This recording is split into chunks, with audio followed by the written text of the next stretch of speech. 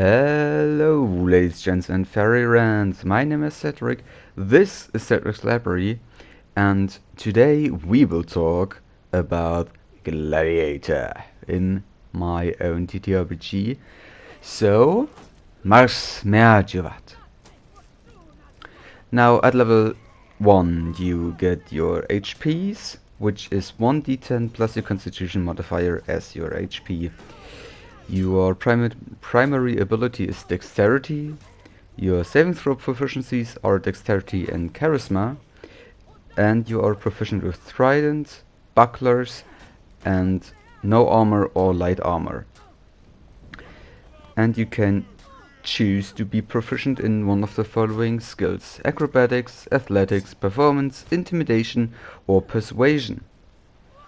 Now, like every other class so far, at level 1 you also can choose one feat, which are the tier 1 feats Gladiator has in 4v4 matches, being Bounty Hunter. If you kill an enemy, not a minion or soldier, you gain 1d4 HP.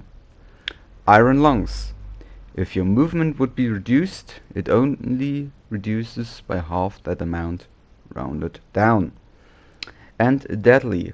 Once per long rest and as a bonus action, you can activate this ability, granting you a 1d4 damage boost for a number of rounds equal to your Charisma modifier, being a minimum of 1. Also, Gladiator being an assassin, he or she can deflect. With this reaction you can avoid incoming damage and are able to retaliate with a trident attack that inflicts 2d4 rounds of the bleed condition. The number of uses are determined by your proficiency modifier, and you regain 1 spent use after a short rest and all spent uses after a long rest. At level 2 you can now punch an enemy as a bonus action. This is treated as an unarmed attack, deals no damage but shoves the enemy back 5 feet. This is usable a number of times equal to your proficiency modifier per long rest.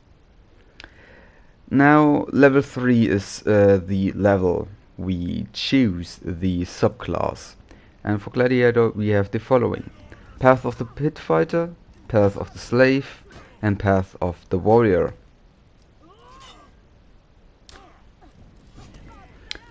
Let's start with Path of the Pit Fighter.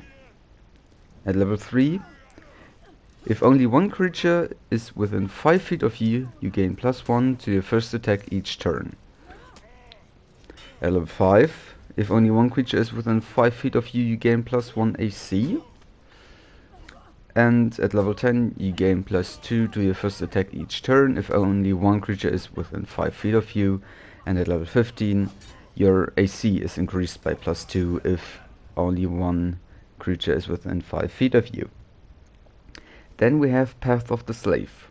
At level 3, once per short rest and as a bonus action you can activate this ability, granting you advantage on strength checks for 1 minute. You also have advantage on intimidation charisma checks. At level 5, you can forego your second attack on your turn to forcefully move the hit enemy up to 5 feet away from you in any direction. And at level 10, if you drop below 50% of your health, you gain +1 AC and +1 to your first attack each turn. And at level 15, if you drop below 50% of your health, you gain +2 AC and +2 to your first attack each turn.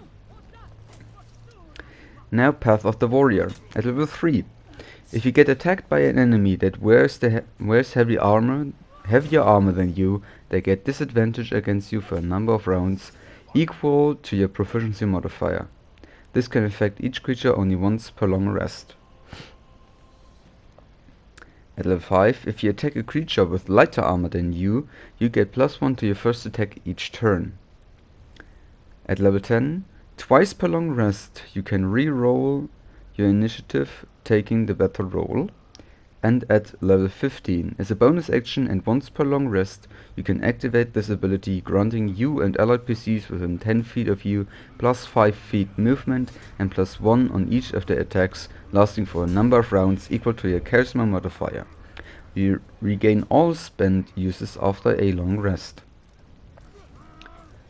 At level 4 you get your bonus attack, meaning you can strike twice with your trident.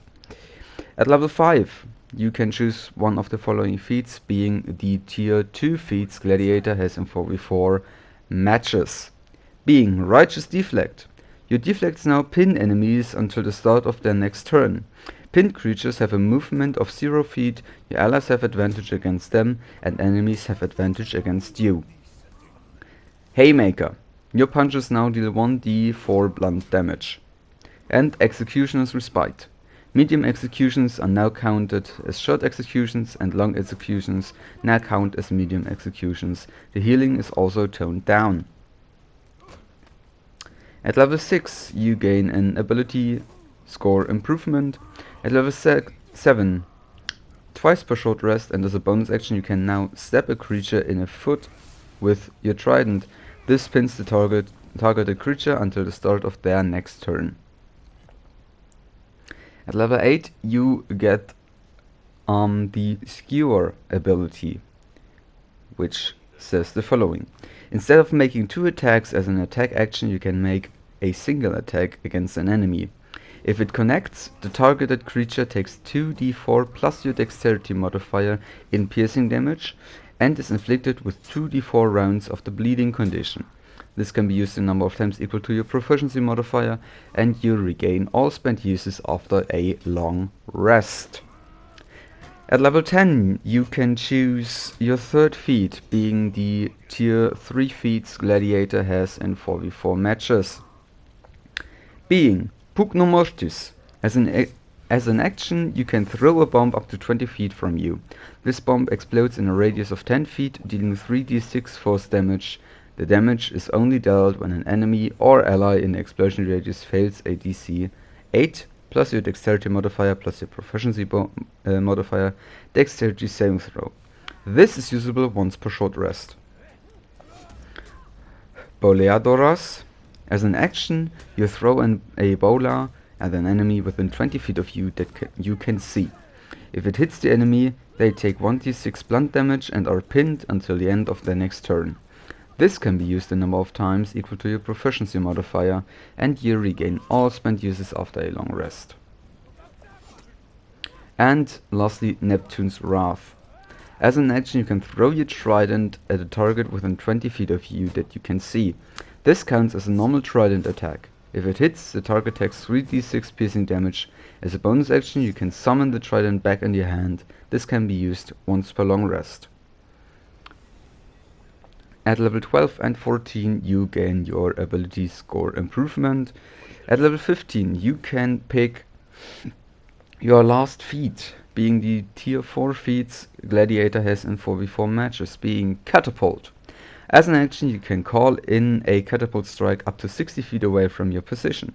Creatures within 25 feet of the impact point must make a DC 8 plus your charisma modifier plus your proficiency modifier dexterity saving throw or take 7d6 blunt damage. This is usable once per long rest. Fear itself. As an action you can activate this feat. Enemies within 10 feet of you